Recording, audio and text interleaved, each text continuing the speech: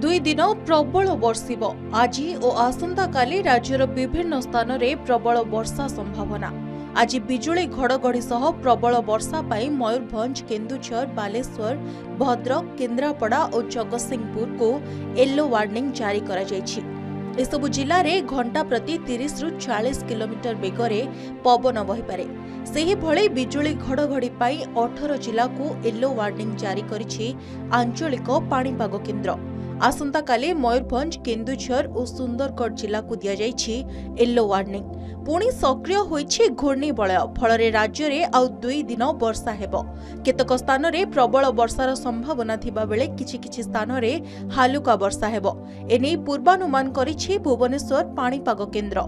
दक्षिण झारखंड और पार्श्ववर्ती अंचल उपरे एक घूर्णिबलय सक्रिय रही। बिजुली और घड़घड़ी 19 जिला को येलो चेतावनी दिया जायछि। आसंता 16 तारीख जाए सारा राज्य में एभली पाणीपाग लागी रहिबो। तेबे लगाण वर्षा प्रभाव में विभिन्न जिले में बन्या परिस्थिति सृष्टि होइछि।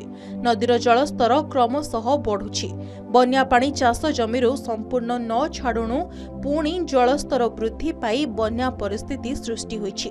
हजार हजार हेक्टर पनीपरिबा चाष बन्या पानी रे बुड़ी रहिछि, जहा फल रे चाषी मानक मुंडरे चड़क पड़िछि। अधिकांश लोकंक घरे चुली चलेनी। नलकूप गुड़िक पानी रे बुड़ी रहितिबारु पीवा पाई लोके माने नाही नथिबा असुविधार सम्मुखीन हेउछन्ति। ब्यूरो रिपोर्ट, के न्यूज ओडिशा।